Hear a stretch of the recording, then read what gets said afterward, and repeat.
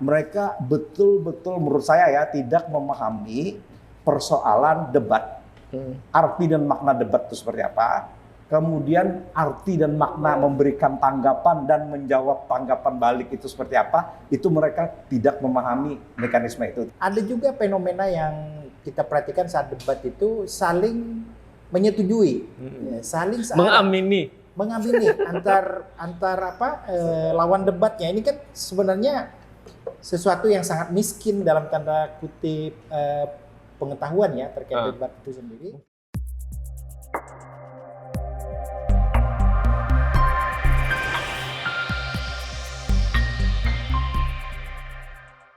Assalamualaikum warahmatullahi wabarakatuh. Berjumpa kembali kita dalam Ngopi Ngobrol Pinggiran Akhir Pekan, dialog yang diinisiasi oleh jejakrekam.com dan grnews.co.id, media online di Kalimantan Selatan.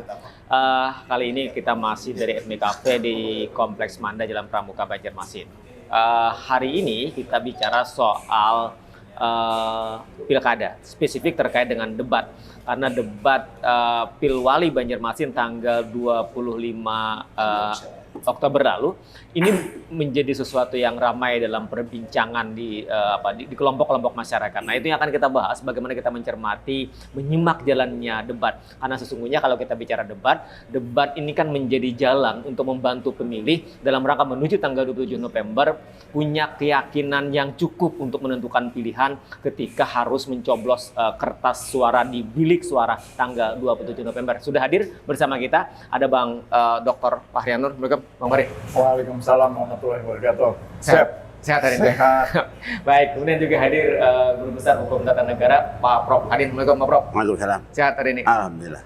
Kemudian juga ada Bang Dr. Subhan Sarif. Assalamualaikum Bang Subhan. Waalaikumsalam warahmatullahi wabarakatuh. Kemudian di ujung ada Bang Akbar. Assalamualaikum Bang Akbar. Yang lama. Jarang kelihatan. Tapi ketika lagi tim debat. Ya, jadi jarang kelihatan. Tapi ketika debat berlangsung, beliau muncul memberikan tanggapan. Jadi hari ini, debat mempersatukan kita kembali di ADMI di ngopi kali ini. Pertama saya ke Kanda Fahri. Debat kan sudah dilaksanakan. Kita hari ini bicara tentang Kota Banjarmasin. Kita sebagai warga kota tentu kan punya kepentingan terkait dengan debat. Kepentingan kita adalah bagaimana kita ingin membaca alam pikiran para kandidat, para calon itu. Kalau mereka terpilih menjadi wali kota, kira-kira kota ini akan dijadikan seperti apa? Bagaimana kedalaman pemahaman mereka terhadap problem kota. Kemudian ketika tahu problem kota, bagaimana caranya menyelesaikan problem itu. Nah, itu kan yang ingin kita dapatkan dari debat kan. Karena debat ini kan tidak sekedar menyampaikan visi, misi, program. Tetapi bagaimana visi, misi, dan program yang ada di otak dan di kepalanya para calon itu bisa kita kuliti dengan detail. Kanda Fahri. Ya, debat itu ya. Debat itu kan diskusi sebenarnya. Teori Aristoteles. Diskusi tentang suatu masalah. Bagaimana seseorang memikirkan permasalahan. Lalu muncul dari pro dan kontra kan. Atas masalah-masalah itu. Nah, itu debat. Karena kalau pro kontra artinya dinamis jadinya kan? Dinamis. Kemudian dalam konteks yang lebih luas akhirnya debat ini menjadi dibawa ke ranah peristiwa politik. Nah, peristiwa politik itu yang disebut dengan debat calon kepala daerah, kan begitu, yang difasilitasi oleh KPU. Nah, untuk apa? Pada konteks itu tujuannya adalah tentunya membangun pemahaman. Nah, pemahaman masyarakat terkait dengan pikiran-pikiran kandidat atas apa yang menjadi program kerja mereka. Nah, dan itu menjadi masalah di masyarakat gitu kan ya. Nah, lalu itu diperdebatkan, didiskusikan supaya apa? Supaya masyarakat paham. Nah, lalu dalam debat, karena ini debat politik, maka mengandung nilai persuasif.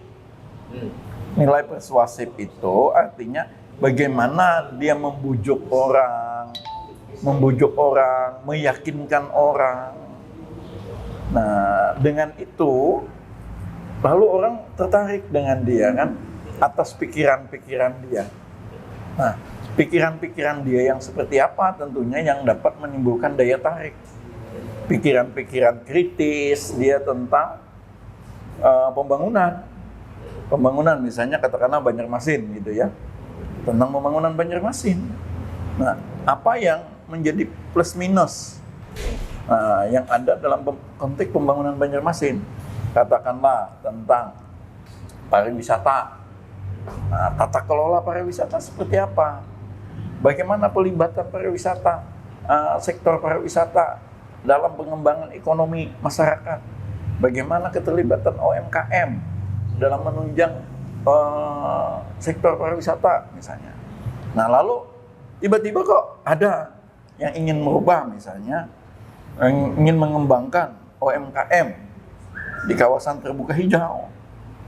Nah, itu mana nih dasar regulasinya gitu kan? Nah, jadi perdebatan itu, debat itu saling mengkritisi, bukan saling mengiyakan. Kalau saling mengiyakan, itu kompak namanya. itu kompak. Jadi mengiyakan, oh iya betul apa yang dikatakan misalnya. Nah, setuju, sepakat, sepemahaman. Jadi Atau jangan-jangan visi misinya sama. ya seharusnya kan tidak begitu gitu kan. Nah, apalagi kalangan anak muda misalnya. Ya kalangan anak muda bisa dong lebih kreatif dalam mengemas, dalam mengkanter gitu kan. Mengkanter apa-apa yang menjadi wacana. Debat itu kan masih tataran wacana, bukan implementasi. Wacana program yang akan dilaksanakan kan wacana, bukan. Tapi bagaimana wacana itu menarik bagi orang? Betul. Nah, lalu diwacanain boleh dong berdebat apa saja gitu kan, memperdebatkan pikiran-pikiran karena itu kan wacana. Nah, tapi kemudian wacana ini jangan sampai lalu bertentangan dengan regulasi. Nah, masyarakatnya kritis, ya kalau masyarakatnya kritis ya akan melihat, oh ini kok bertentangan dengan regulasi gitu. Kok yang satu begini, yang satu begini. Nah, orang akhirnya akan memberikan penilaian. Nah, memang karena ini katakanlah di Kota Banjarmasin gitu ya, calonnya ada 3, ya orang akhirnya terbatas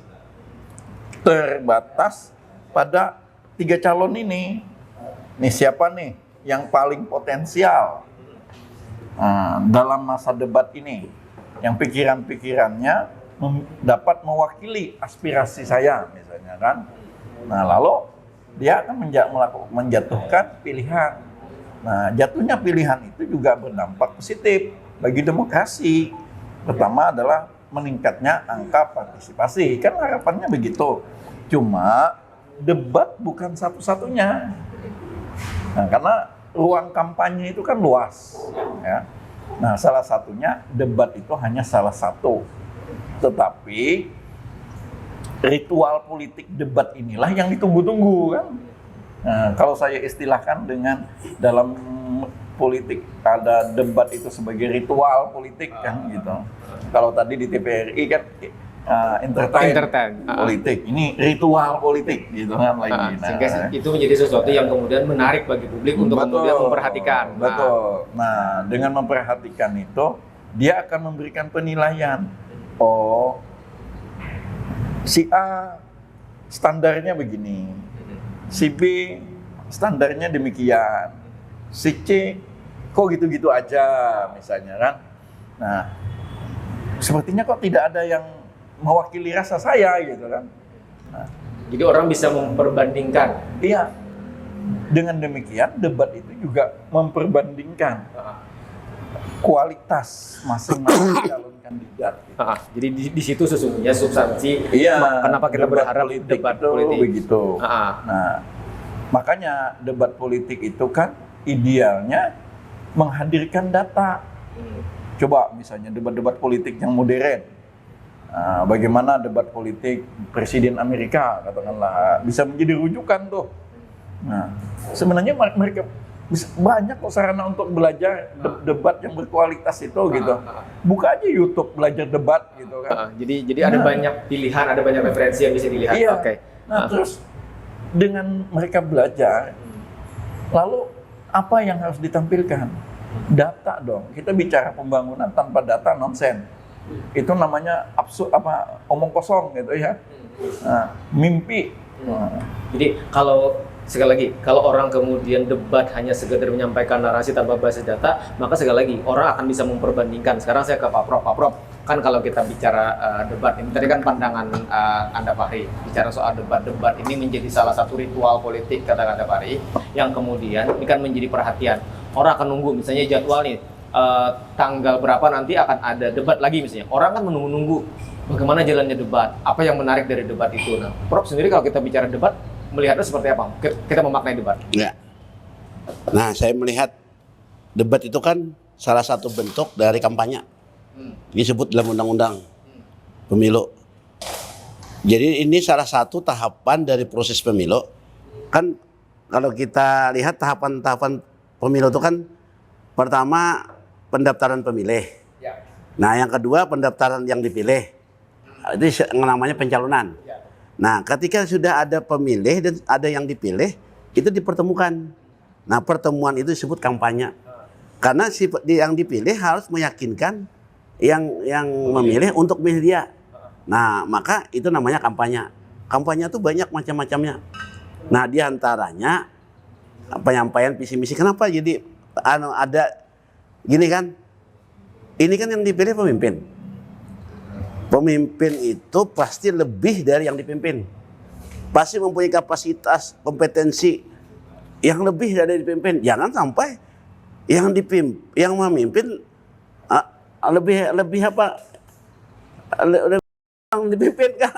Nah, itu jangan sampai terjadi itu. Nah, lalu undang-undang kan mengatakan undang-undang formel lah, undang-undang formel. Ini syarat-syarat itu formel. Misalnya ijazah formel. Kelakuan baik formel. Nah, secara formel ya sudah kan, dipenuhi kan, memenuhi syarat sudah.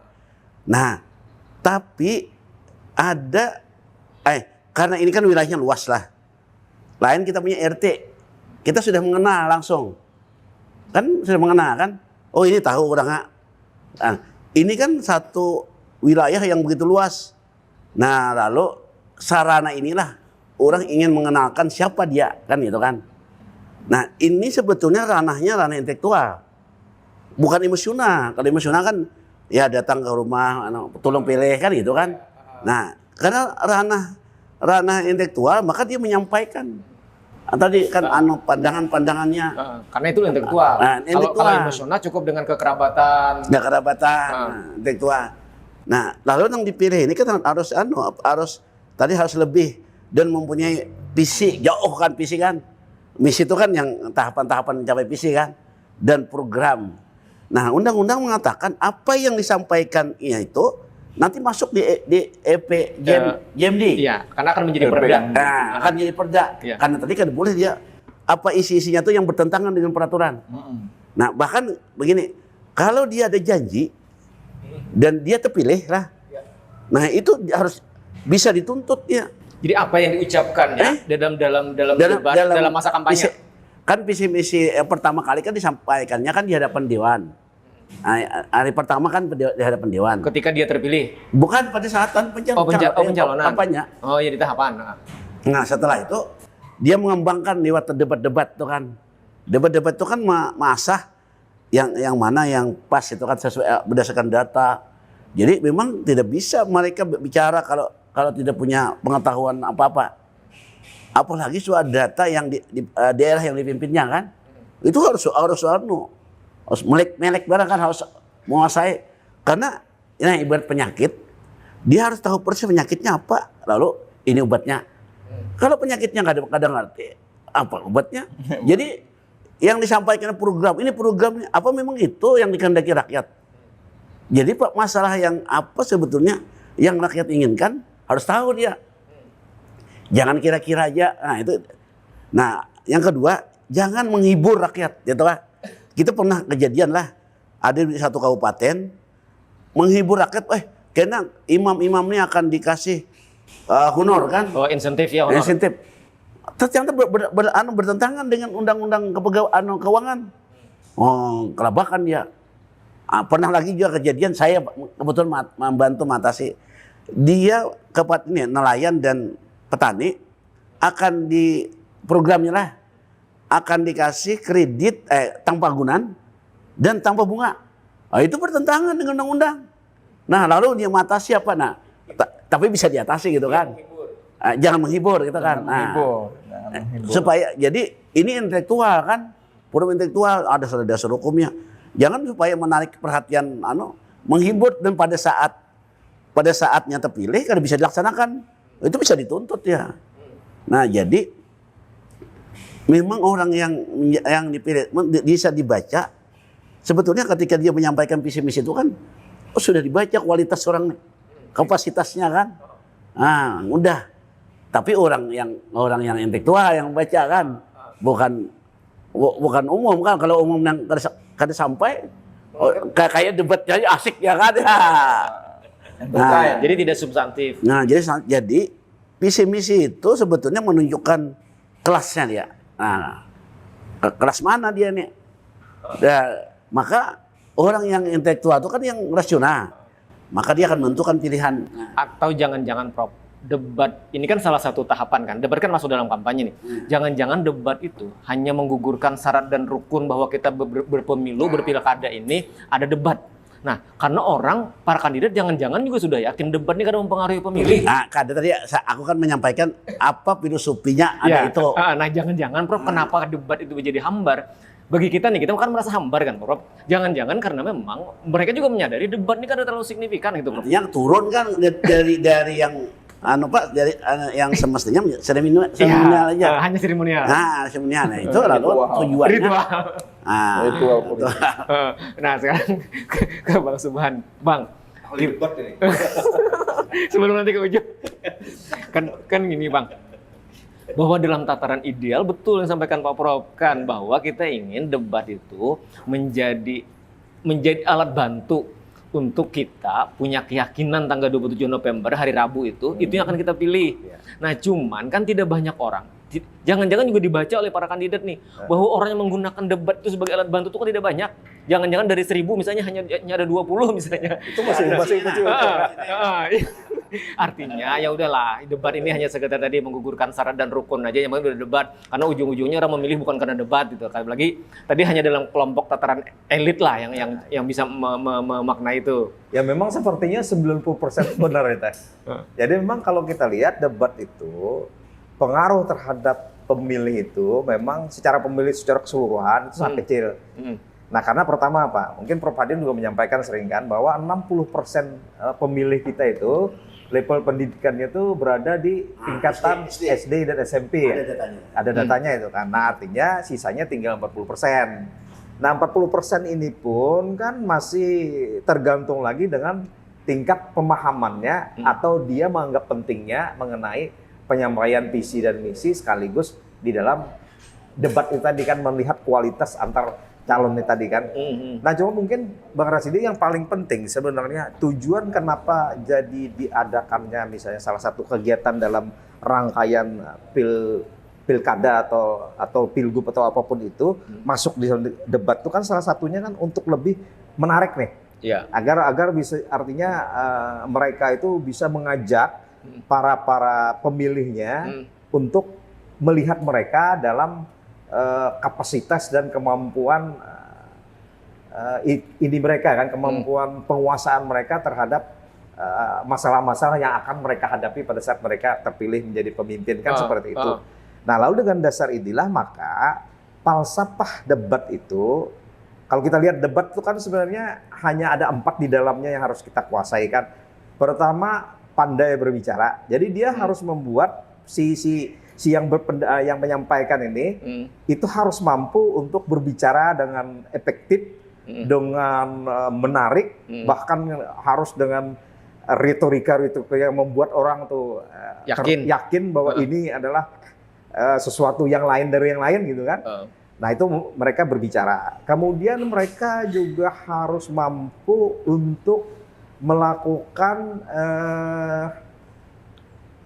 cara tadi berbicara, harus mampu untuk membaca. Jadi membaca itu bisa membaca lawan bicara, membaca tema yang disampaikan seperti apa, arahnya itu kemana. Nah itu kan. Nah kemudian yang berikutnya mereka harus mampu memberikan tanggapan. Karena debat kan pasti ada interaksi antar peserta debat, lalu mereka harus mampu memberikan tanggapan. Nah yang terakhir itu mereka harus mampu menganalisis, memperkuat dasar tanggapan mereka dengan dasar-dasar tadi disampaikan oleh Dinda Pari, bagaimana regulasi pada saat misalnya salah satu calon menyampaikan bahwa mereka ingin ruang publik dijadikan menjadi pasar misalnya, seperti itu kan kemarin itu kan. Nah dibuat seperti itu, atau misalnya mau dibangun sport center setiap kecamatan. Nah ini kan harus dilihat kemampuan finansial, kemudian apakah sport center itu memang dibutuhkan oleh masyarakat di kecamatan itu kan masih perlu dikaji.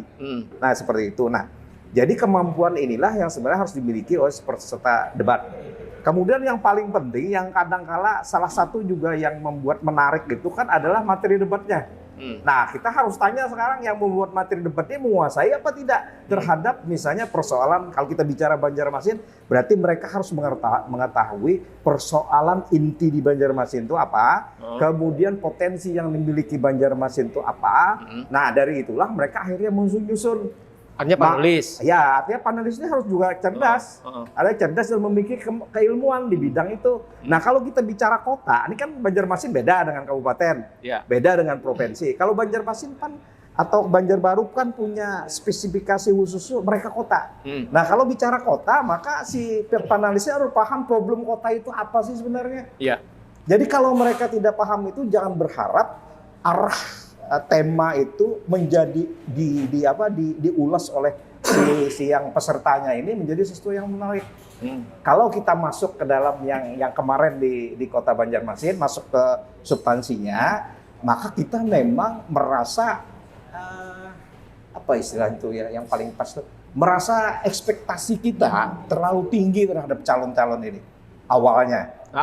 Nah awalnya kita berharap mereka ini benar-benar orang bercalonnya orang-orang benar-benar ngeh atau benar-benar paham mengenai apa sih problem Kota Banjarmasin, apa sih menjadi kebutuhan Kota Banjarmasin ke depan. Nah ternyata dari hasil yang pertama itu kita melihat, kalau kita sebagai orang yang kebetulan belajar tentang kota, kita merasa bahwa harapan untuk Banjarmasin itu menjadi lebih baik itu menjadi anjlok. Hanya di debat pertama tidak terjawab. Hanya di debat pertama. Kenapa? Dasarnya seperti itu. Dalam kita kan kemarin salah satu ada dua kemarin itu kan yang kita ambil sebagai kan persoalan UMKM atau persoalan ekonomi kalau tidak salah ya. Kemudian pariwisata. Yang satunya tuh kalau tidak salah dalam rangka kemajuan Banjarmasin ada 3 kan. Sungai ya. Itulah. Nah, tapi mereka tidak ada satupun di antara 3 itu berbicara bahwa Banjarmasin ini secara karakteristik atau identitas kotanya itu atau misalnya jiwa kotanya itu kan ada 2 dia. Dia sebagai kota sungai, dia sebagai kota perdagangan jasa. Inilah yang kemudian diturunkan dalam visi Kota Banjarmasin. Kalau dulu kan visi Kota Banjarmasin sebelum direvisi oleh Pak Presiden itu adalah kota akan menjadi pusat perdagangan jasa terbaik sekalimantan kan, seperti itu, dan kota sungai. Nah kota sungai kan masih tetap dipertahankan, tapi untuk persoalan yang tadi gerbang ekonominya dikembangkan menjadi gerbang ekonomi Kalimantan. Gerbang logistik Kalimantan. Logistik Kalimantan dalam menyongsong IKN kan, seperti IKN. itu. Nah, jadi dari 2 dasar ini mestinya rujukan pada saat mereka membahas UMKM, membahas misalnya kata pariwisata tidak pernah lepas dari bagaimana pariwisata sungai. Bagaimana ruang terbuka hijau itu yang artinya punya ikatan emosional dengan sungai. Artinya bagaimana pariwisata itu bisa dikembangkan untuk meningkatkan persoalan misalnya keberadaan sungai, ada kaitan gini. Kemudian bagaimana misalnya karakteristik sungai ini misalnya menyebabkan semua infrastruktur dulu dibangun selalu di tepian sungai, pasar misalnya. Nah kita masuklah mestinya harusnya ke dalam pasar. Pada saat kita bicara ekonomi, maka kita masuk ke dalam yang paling krusial di kota Banjarmasin itu adalah pasar. Karena dulu pusat memicu pertumbuhan ekonomi Banjarmasin itu pasar. Masuklah kita Sudi Mampi, masuklah kita ke dalam Ujung Burung, Pasar Rama segala macam. Lalu kita kaitkan yang satunya infrastruktur. Nah, lalu kita kaitkan ke infrastruktur. Oh, ternyata infrastruktur yang akan menunjang pertumbuhan ekonomi yang harusnya dulu menjadi kekuatannya Banjarmasin ini terabaikan. Dari situlah lalu akan bergulir menjadi sesuatu yang menarik. Nah, padahal yang menarik dari sini pada saat debat itu saya kebetulan mendengarkan dari rekamannya. Nah, ternyata yang menarik itu berulang kali moderator itu menegaskan bahwa temanya ini, mengingatkan dia tuh kan. Tapi yang diingatkan oleh moderator ini ternyata tidak disikapi oleh para calon ini tadi. Jadi akhirnya saya menyimpulkan, kenapa tadi saya bilang ini yang harapan efek sati kita asalnya tinggi terhadap para itu menjadi turun karena 3 hal pokok yang tidak mereka pahami. Pertama, mereka betul-betul menurut saya ya tidak memahami persoalan debat, arti dan makna debat itu seperti apa, kemudian arti dan makna memberikan tanggapan dan menjawab tanggapan balik itu seperti apa, itu mereka tidak memahami mekanisme itu pertama itu. Yang kedua, mereka tidak memahami arti tema dan arti subtema, dikaitkan kemudian dengan visi dan misi yang mereka tawarkan, plus dengan jati diri atau mungkin pegangan kunci yang ada di kota Banjarmasin tadi, perdagangan dan jasa serta sungai. Atau kalau visinya itu kan gerbang ekonomi, gerbang logistik Kalimantan dan sungai itu tadi kan. Nah, yang terakhir itu mereka tidak memahami apa yang menjadi potensi atau mungkin persoalan problem yang ada di lokal di Banjarmasin itu seperti apa. Jadi karena mereka tidak memahami ini, akhirnya terjadilah penilaian kita pribadi menilai bahwa ini sesuatu yang ekspektasinya harusnya melambung tinggi menjadi anjlok, dan kita membayangkan ke depan ini kalau ini misalnya jadi di antara 3 jadi ini kira-kira seperti apa. Nah, yang terakhir ada kerisauan saya, mungkin pertanyaan saya, ini kira-kira yang membuatkan visi misi ini benar-benar dijiwai oleh pikiran mereka. Para calonnya. Jadi biasanya seperti ini. Kalau saya mungkin melihat kota Banjarmasin seperti ini, nah maka mimpi saya adalah Banjarmasin itu dalam 20-30 tahun ke depan akan menjadi seperti ini. Nah mungkin sama Pak Hari, Pak Prof Hadin, Indah Akbar ini kan seorang pakar kota ini kan pasti tahu bahwa kota Banjarmasin harusnya dijadikan seperti itu. Mereka saya khawatirkan tidak punya mimpi seperti itu. Bang, tadi kan Bang Subhan juga nyinggung soal bagaimana cara komunikasi, bagaimana cara menjelaskan. Ini kan soal debat nih. Ini panggung yang kemudian disaksikan oleh ribuan masyarakat Banjarmasin yang menunggu bagaimana pikiran para calon. 3 calon ini kan, Bang. Nah, bahwa mungkin visi misi program itu dibuatkan orang lain, kalau menurut saya pribadi bahkan sih oke lah. Nah, tetapi kan ketika bicara komunikasi, bagaimana dia menutupi segala kekurangannya itu dengan strategi komunikasinya. Ketika misalnya dia tidak bisa menguasai banyak, tapi kan ada cara untuk menjawab, Bang. Nah, itu kan tidak tertampilkan dengan baik kan kalau kita cermati. Ya, makanya tadi kalau hipotesis saya, karena mereka itu sebenarnya prinsip-prinsip dasar itu tidak memahami. Mungkin visi mereka baca lah. Iya. Tapi pada saat proses awal debat itu kan tadi debat itu apa sih? Memberikan tanggapan itu seperti apa sih, menanggapi kembali seperti apa sih, dasar-dasarnya apa sih. Nah itu kan harusnya mereka paham itu kan. Yang kedua misalnya, tema kita ini adalah ini, subtemanya adalah ini. Ini kalau kita misalnya mau mainkan kaitnya kemana, ke visi dan misi. Kemudian kaitkan lagi kemana persoalan inti yang menjadi problem Banjarmasin. Nah itu yang kedua. Yang ketiga tadi kan persoalan pengetahuan mereka tentang potensi kota. Kalau mereka menguasai itu insya Allah akan lancar. Nah lalu akhirnya, ini saya menarik ke depannya ya, artinya dari dasar-dasar itu, maka jujur bagi saya pribadi, saya tidak berharap banyak kalau mereka ini siapapun yang jadi itu memberikan dampak yang revolusioner terhadap kota Banjarmasin. Karena catatan penting seperti Bang Rasidi, Banjarmasin ikut pertarungannya tuh dengan global, lingkungan, masalah lingkungan yang mengglobal, mungkin Bapak nanti akan lebih banyak ini, bagaimana misalnya persoalan lingkungan global, warming, global dwelling, penurunan tanah dan sebagainya, ini sangat berpengaruh terhadap masa depan Banjarmasin. Nah, artinya orang yang memimpin Banjarmasin ke depan itu harus revolusioner. Mereka harus paham mengenai teori adaptasi. Mereka harus paham bagaimana teori-teori mengenai persoalan mengatasi persoalan kenaikan muka air laut. Bagaimana mereka ke depan itu misalnya membangun jalan, membangun perumahan, infrastruktur yang mampu untuk mengadaptasi terhadap persoalan itu tadi.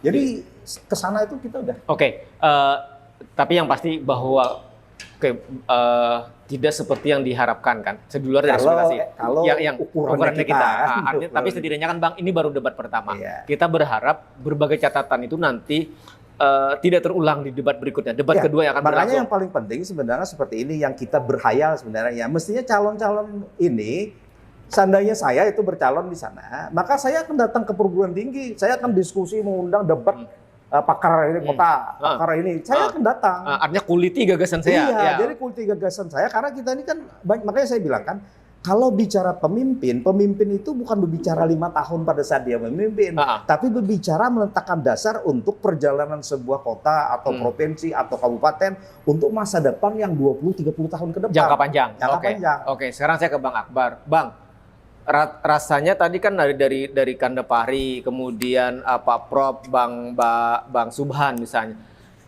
bahwa kita punya punya pikiran yang sama ketika melihat debat yang kita saksikan, debat yang kemarin. Kita galau. Nah, kita galau. Apakah kemudian kegalauan itu terjadi karena kita punya yang tadi kata Bang Subhan, karena ekspektasi kita yang terlalu tinggi kah? Atau memang ada problem memang di situ? Nah, atau sekali lagi nih, sesungguhnya debat itu apa sih maknanya gitu? Padahal kita sekali lagi berharap debat ini kan menjadi alat bantu untuk kita nanti tanggal 27 hari Rabu itu yakin kita akan memilih siapa gitu, Bang. Nah, tapi dari debat pertama kalau tadi kata Bang Subhan kan tidak seperti yang kita harapkan kan, Bang. Artinya sampai hari ini kita belum punya keyakinan yang mantap. Padahal kita ingin, wahai para calon nih, di debat ini tolong yakinkan kami, tapi kan tidak terjawab, Bang. Ya, betul sekali.